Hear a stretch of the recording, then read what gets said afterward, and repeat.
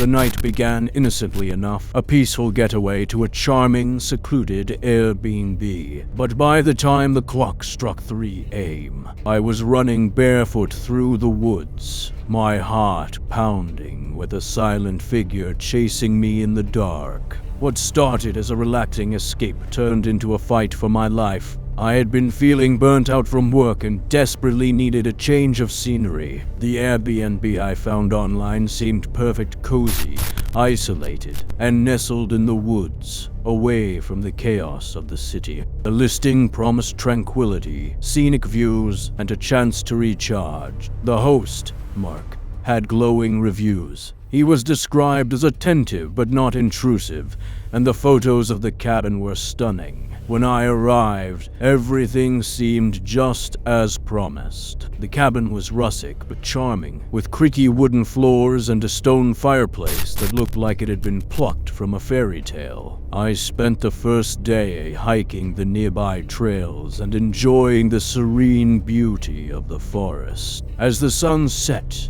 I settled in with a book and a cup of tea. The silence was almost too perfect. No cars, no voices, just the gentle rustle of trees and the breeze. It felt like the perfect escape. That first night, I noticed something odd. The kitchen window, which I had closed earlier, was slightly ajar. I didn't think much of it at the time. Maybe I had left it open without realizing. I latched it shut and went to bed. The second night was when things started to feel off. As I sat by the fireplace, scrolling through my phone, I heard faint footsteps outside. It wasn't the sound of wildlife. It was deliberate, slow, and heavy. I froze, straining to listen. But the footsteps stopped as suddenly as they had started. I convinced myself it was my imagination. But then, around midnight, my phone buzzed with a notification. It was a text from an unknown number. "Beautiful night, isn't it?" Chills ran down my spine. My first thought was that Mark, the host, had sent the message, but I hadn't shared my number with him.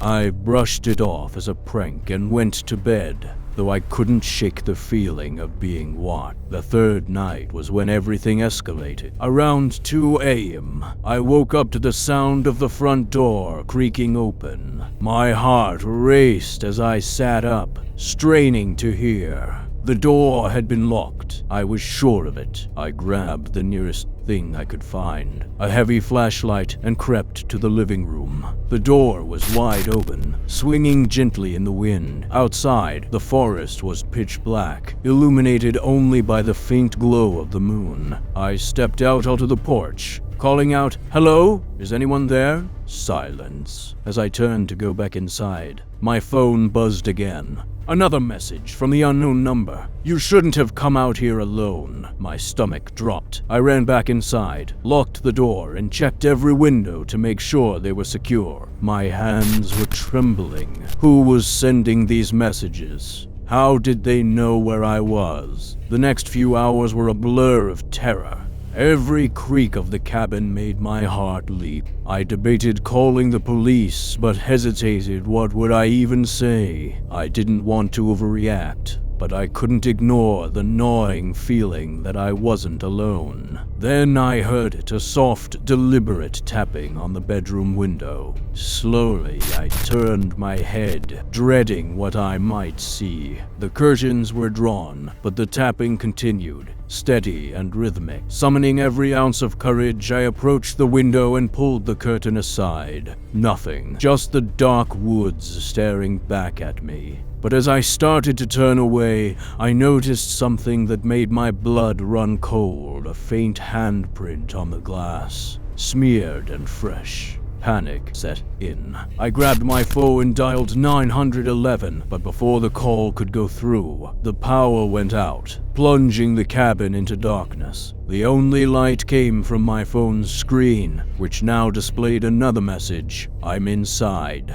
My breath caught. I spun around, shining the flashlight in every direction. The shadows seemed to twist and move, playing tricks on my mind. Then I heard it, a floorboard creaked behind me. I didn't wait to see who or what was there. I bolted for the front door, throwing it open and sprinting into the woods. My bare feet pounded against the cold, damp ground as branches clawed at my skin. I didn't dare look back, but I could hear them, a second set of footsteps, fast and relentless, closing the gap. I don't know how long I ran or how I managed to find my car in the pitch-black forest, but when I did, I locked myself inside and sped away, gravel spraying as I tore down the dirt road. My heart didn't stop racing until I was miles away. The police found nothing unusual at the cabin the next day. No handprints, no evidence of forced entry. Mark claimed he had no idea what had happened and offered me a refund,